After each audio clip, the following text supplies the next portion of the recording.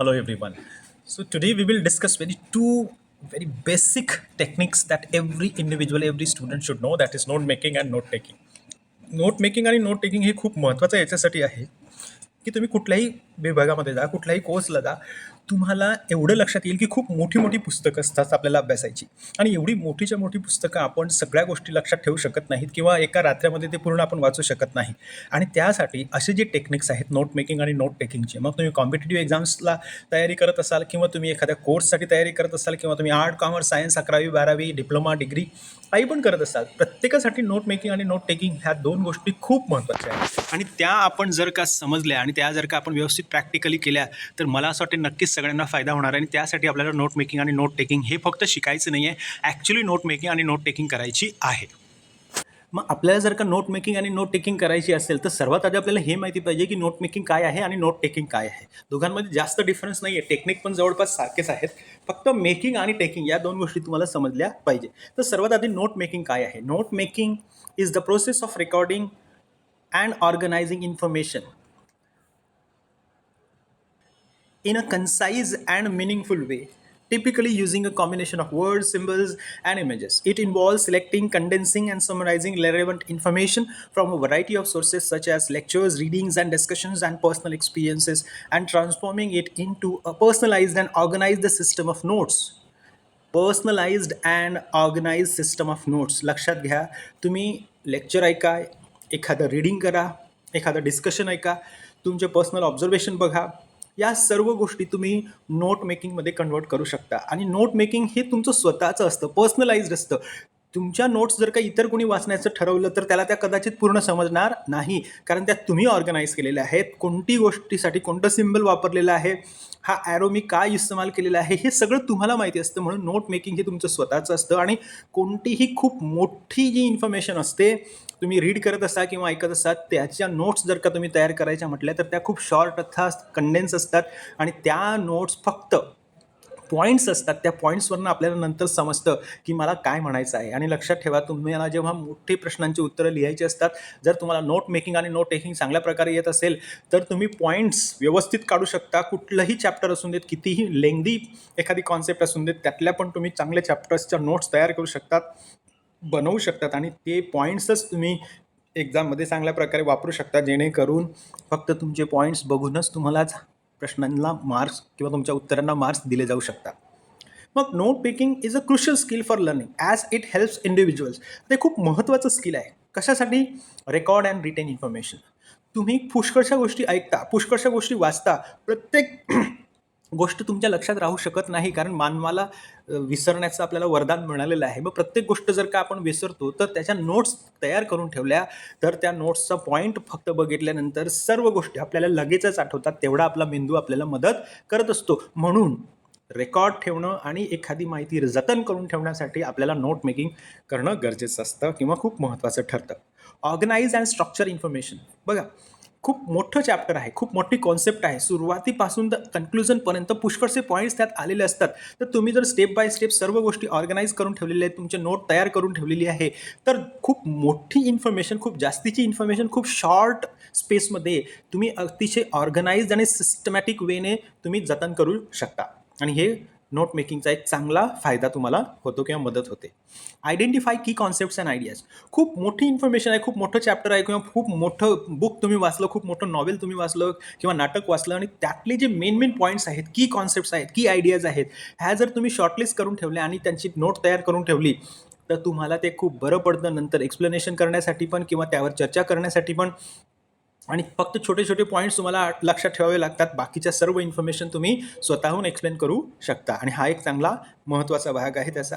डिव्हेलप critical thinking and analysis skill. कोणती गोष्ट correct आहे, कोणती गोष्ट चांगली आहे, कोणता मेन पॉईंट्स होऊ शकतो, या सगळ्या गोष्टी आपण शिकत असतो नोट मेकिंग आणि नोट टेकिंगमध्ये, डायरेक्टली ऑर इनडायरेक्टली. आणि त्यामुळे आपली क्रिटिकल थिंकिंग वाढते, आपली अनालिसिस करण्याचे जे स्किल असतात ते वाढतात, आणि बाय डिफॉल्ट तुम्हाला एक लक्षात येतं की आपण काहीतरी चांगलं करू शकतो. Review and revise information. तुम्ही नोट तयार केलेली आहे, परंतु कधी कधी काय होतं की आपण पुष्कळशा गोष्टी एक्स्ट्राच्या त्याच्यामध्ये ॲड करत जातो, आणि त्याच्यामुळे पुन्हा आपल्याला समजते की नाही अजून याच्यामध्ये आपण कमी करू शकतो, अजून आपण कन्साईज करू शकतो, अजून आपण याला कमी करू शकतो. आणि या प्रकारे तुम्ही रिव्ह्यू करणं आणि रिवाइज करणं, इन्फॉर्मेशन कशी करावी हे पण तुम्ही शिकता. So these are the 5 points These 5 points you get only out of note making and note taking, and that's why it is very important skill. बघा, इफेक्टिव्ह नोट मेकिंग इन्व्हॉल्व्स. मग note making करण्यासाठी तुम्ही काय काय करायला पाहिजे? कन्साइजनेस, अगदी शॉर्टमध्ये पॉईंट्समध्ये तुम्ही सगळ्या गोष्टी सांगायच्या आहेत, अननेसेसरी डिटेल सांगायचे नाहीत.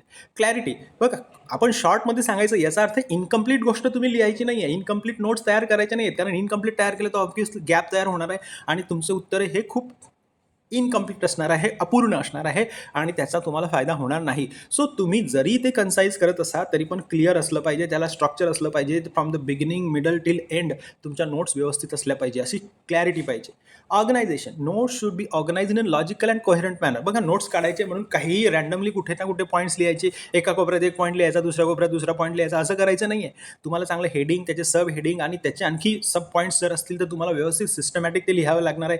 Heading then sub heading then sub to sub heading, अशा प्रकारे तुम्ही व्यवस्थित ते ऑर्गनाइज करणं गरजेचं आहे जेव्हा तुम्ही नोट्स तयार कराल.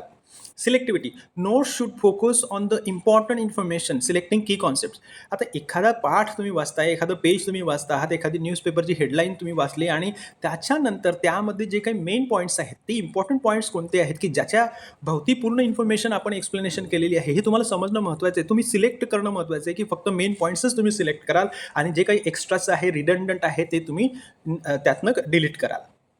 Review ability. ना what is this review ability? तुम्ही एकदा नोट्स तयार केल्यानंतर पुन्हा तुम्ही ते एकदा वाचा. तुम्हाला जर वाटलं की नाही आणखी आपण याच्यामध्ये कट शॉर्ट करू शकतो, तरी पण ती माहिती क्लिअर असणार आहे, तरी पण ती माहिती ऑर्गनाईज असणार आहे आणि ती आणखी आपण कन्साईज किंवा कमी करू शकतो, त्याला म्हणतात रिव्ह्यू ॲबिलिटी. आणि ही तुमची डेव्हलप होत जाते आणि स्लोली आणि ग्रॅज्युअली तुम्ही अशा प्रकारे जर का एक रिव्ह्यू झाला, दुसरा रिव्ह्यू झाला, तिसरा रिव्ह्यू झाला, तर तुम्ही नंतर या स्टेजला पोहोचता की कोणतंही मोठी इन्फॉर्मेशन तुम्ही वाचल्यानंतर तुम्ही एकदाच त्यातले पॉईंट्स आणि क्रीम इन्फॉर्मेशन अशा प्रकारे काढतात की परत त्याला रिव्ह्यू करण्याची गरज पडत नाही. Of course out of practice you get this. मग there are many different note making techniques and systems. मग आता खूप सारे टेक्निक्स आहेत, तुम्हाला हे स्वतः करायचं आहे, त्यामुळे हे व्यवस्थित समजून घ्या. आता आउटलाईन नोट्स. आउटलाईन नोट्स म्हणजे काय? Using hierarchical structure to organize information. आता काय असतं हायरार्किकल स्ट्रक्चर? जसं की हेडिंग आहे, नंतर सब हेडिंग आहे, सब टू सब हेडिंग आहे, अशा प्रकारे तुम्ही नोट्स तयार करायची आहे, त्याला म्हणतात आउटलाईन नोट्स. नंतर आहे माइंड मॅप्स. बघा, माइंड मॅप्स खूप चांगले असतात आणि खूप अट्रॅक्टिव्ह आपल्याला बनवता येतात. माइंड मॅप्स म्हणजे काय? एखादी जी की कॉन्सेप्ट असते, मेन कॉन्सेप्ट असते, ते एक मधल्या वर्तुळामध्ये लिहायची, त्याला एक पर्टिक्युलर कलर द्यायचा आणि त्या पॉईंटला नाव द्यायचं आणि त्याच्या आजूबाजूला चक्राकार किंवा आणखी असा तुम्ही स्ट्रक्चर वाढवत गेल्यानंतर तुम्हाला ते समजेल की तुमचा mind map main point then sub heading sub to sub heading असे वाढत जातात. जसं की तुम्हाला जर सांगितलं की बाबा डिप्लोमा इंजिनिअरिंग हे मेन हेडिंग आहे, तर ते मेन सर्कलमध्ये डिप्लोमा इंजिनिअरिंग घेतलं.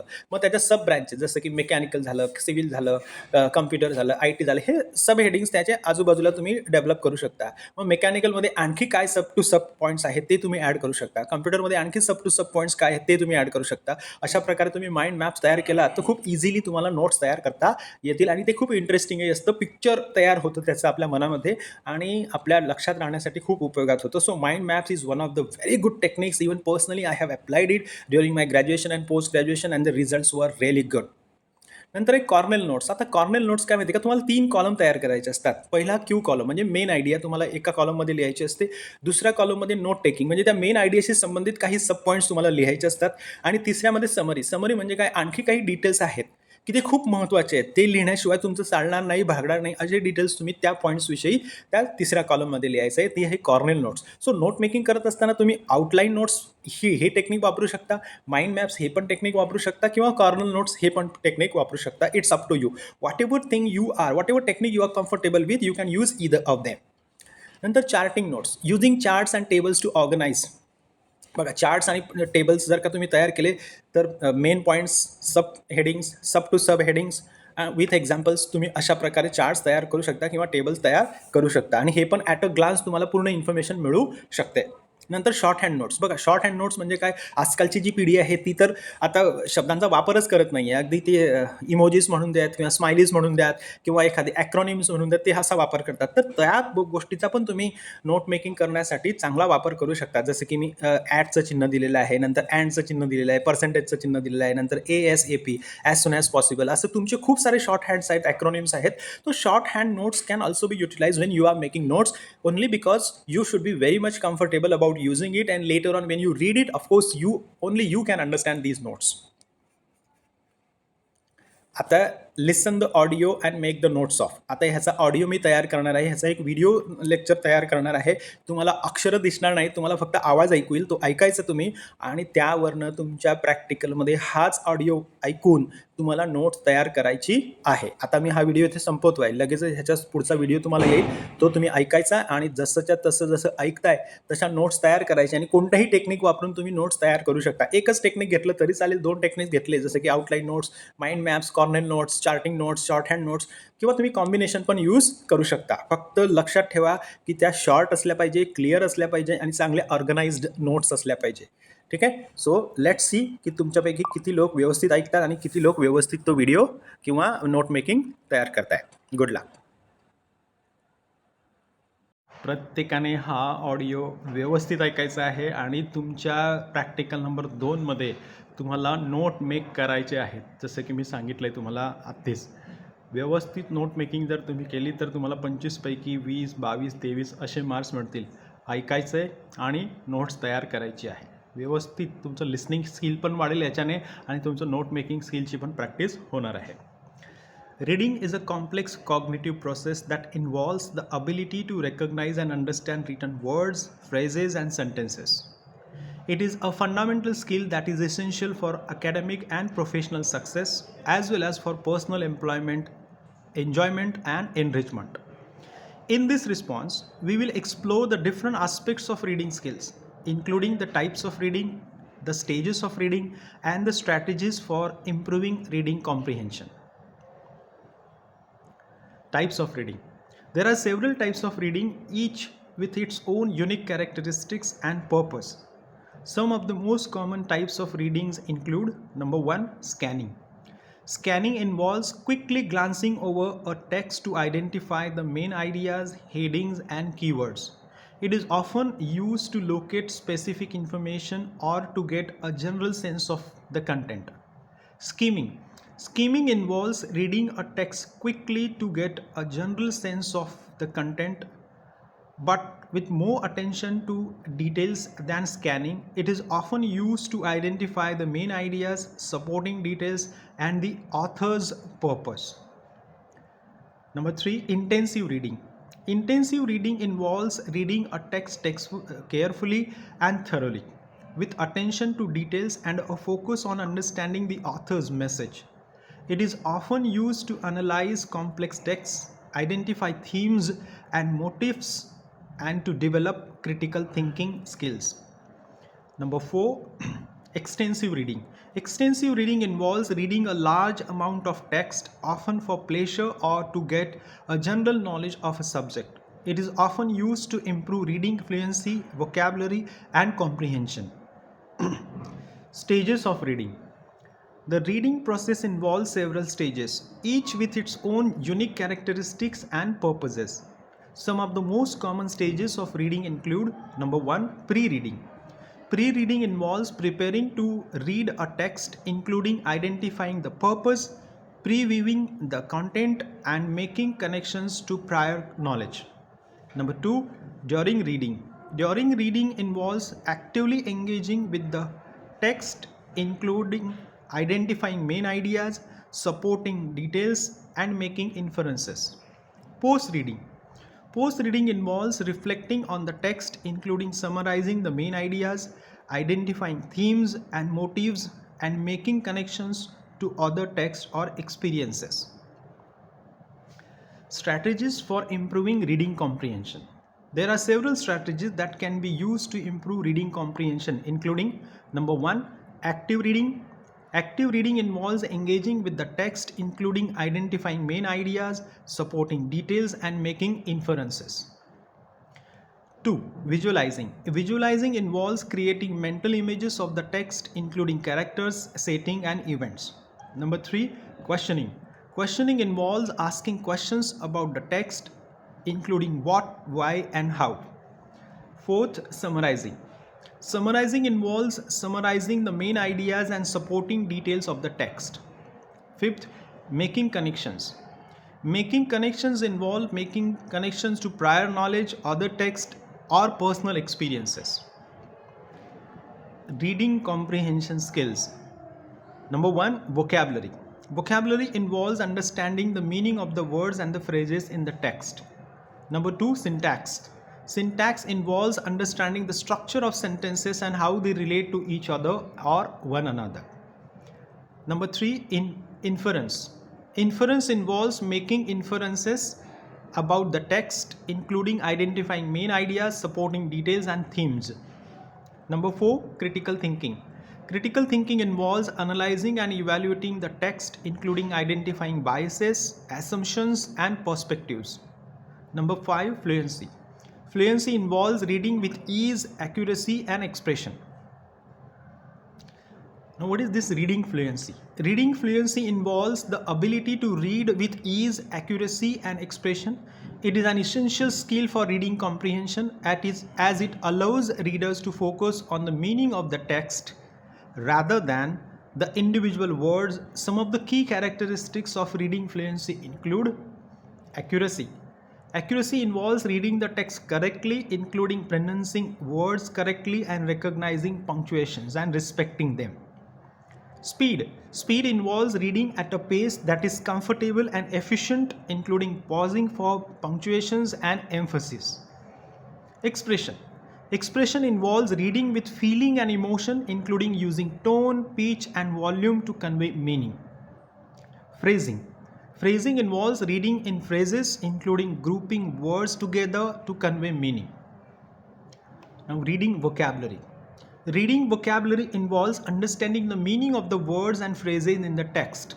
It is an essential skill for reading comprehension as it allows readers to understand the author's message. Some of the key strategies for improving reading vocabulary include context clues. Number 1, context clues.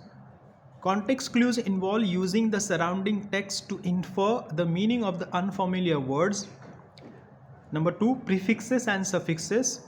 Prefixes and suffixes involve understanding the meaning of the word parts, including prefixes and suffixes. Number 3, root words. Root words involve understanding the meaning of the root words, including words that have multiple meanings. Number 4, dictionary skills. Dictionary skills involve using a dictionary to look up unfamiliar words and phrases with their pronunciation and meaning.